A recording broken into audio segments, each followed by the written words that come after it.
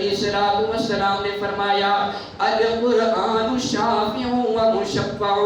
کل قیامت کا دن ہوئے گا قرآن سفارش بھی کرے گا، تیرا تعالیٰ قرآن دی سفارش نو قبول فرمان گے، صرف سفارش نہیں کرے گا بلکہ رب العالمین قرآن دی سفارش نو قبول فرمان گے۔ حضرات اسی مقار قرآن دی تلاوت کیجئے، دن دے اندر اسی سپارہ نہیں پڑھ سکتے، آدھ سپارہ پڑھ لئیے، آدھ سپارہ بھی نہیں پڑھ سکتے، کم از کم قرآن دے ایک ورق کا پڑھ لئیے، اتنا در قرآن نو ٹائم دے لئیے کہ کل قیامت کا دن ہوئے اور قرآن ساڑی رب دی بارگاہ دے اندر سفارش کرے،